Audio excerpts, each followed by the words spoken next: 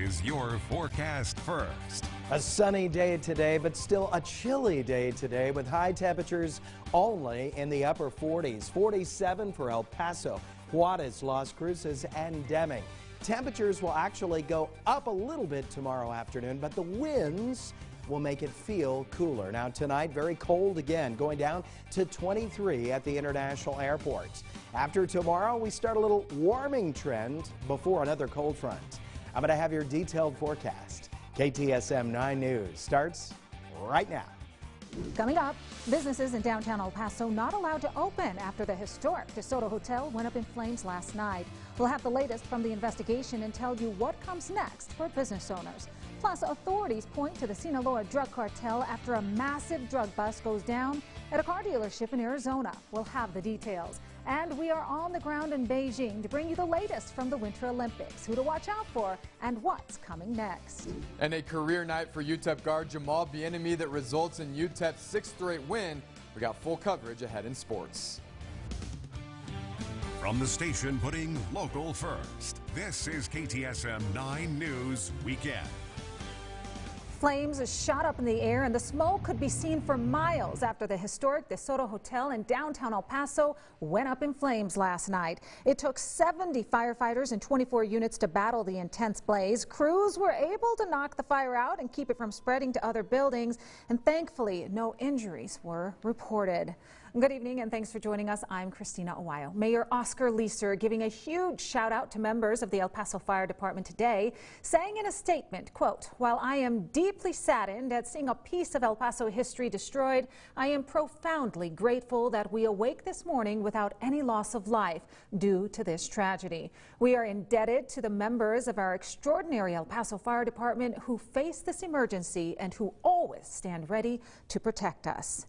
Businesses are now being impacted in the aftermath of the fire. KTSM 9 News reporter Tani Davis continues our complete coverage. And Tani, what's the latest?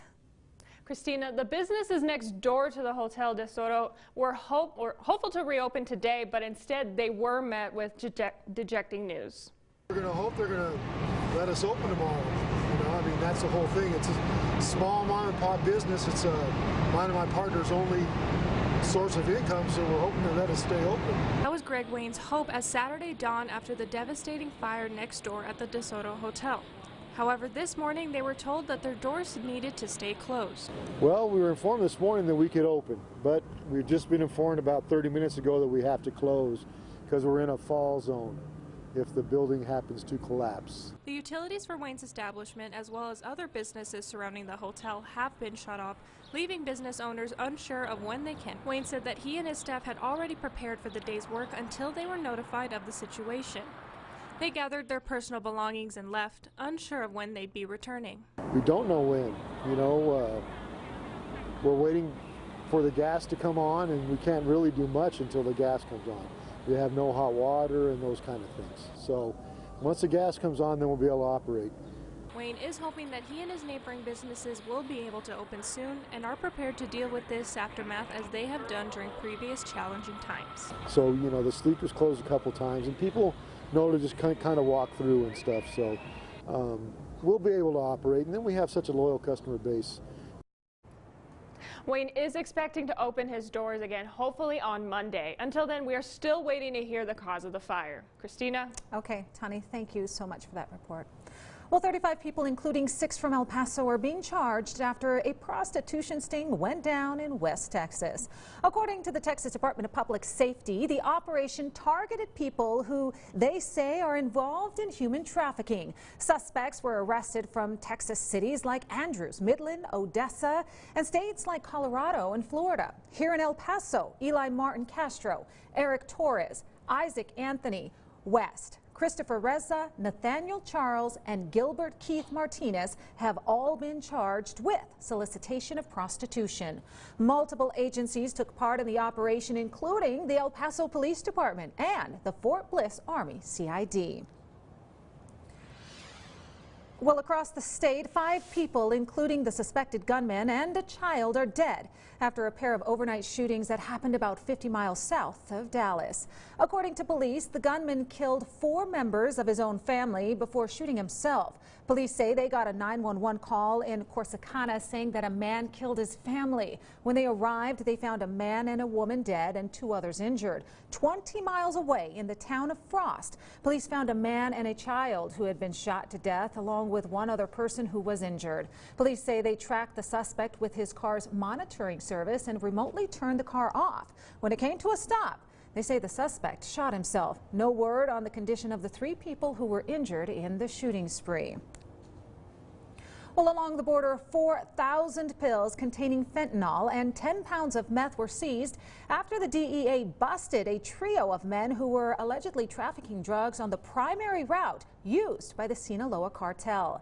Police say Cesar Aguilar, Hiram Amarias and Marco Antonio Ortiz are facing drug and weapons charges after police also found 14 firearms at a used car dealership in Phoenix that police say the men were using for their operation.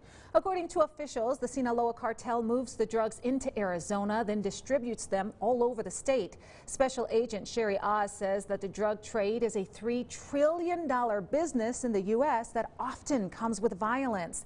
The investigation is ongoing. And south of the border, 1 man was killed moments after he was released by state police. According to officials, the man was arrested and was being questioned by state agents at the police station. After the interrogation, they let him go. He took 1 step out of the building, and that's when they say he was gunned down. He died on the sidewalk of the station.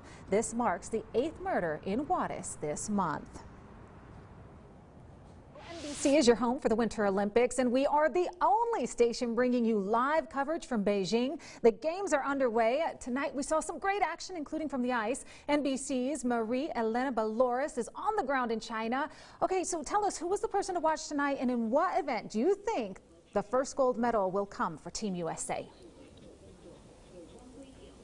Hey, Christina, I think the person to watch tonight was on the snowboard. Julia Marino getting the first medal for Team USA in the slope style, a silver medal coming home with her. We all expected Jamie Anderson to make the podium in that event, or at least thinking that she had a shot at it. She is the was the two-time defending gold medalist, but unfortunately it did not go as she had hoped, and she did not make it on the podium. But Julia Marino, maybe a bit of a surprise there, coming home with the silver medal. So that is the first medal for Team USA. Super exciting to have somebody there. And you asked, who do I think will take home the first gold medal? Obviously hard to predict, but we obviously also have some all-stars on Team USA. You got Shaun White, his last Olympics. He might pull something out that just stuns everyone. Gets the gold. Red Gerard, also snowboarding. He is an all-star as well. Michaela Schifrin's another big name that people are certainly going to be watching. Figure skating, we'll see what happens there. In women's hockey, expected to go to the gold medal game. They just beat Russia 5-0. Switzerland's coming up next, so they are on their way to maybe get into that gold medal match, probably against Canada again. So we'll see how that goes. Lots to watch out for, though, Christina. Okay, thank you so much. Stay warm out there. All right, coming up, the NMSU men's basketball team is battling for first place in the WAC tournament. We'll see highlights later in sports. Another very cold night tonight. Low temperature about 23 at the airport. Finally, tomorrow, temperatures go up a little bit, but it might feel colder thanks to the winds. I'm going to have your detailed forecast, and you're watching KTSM 9.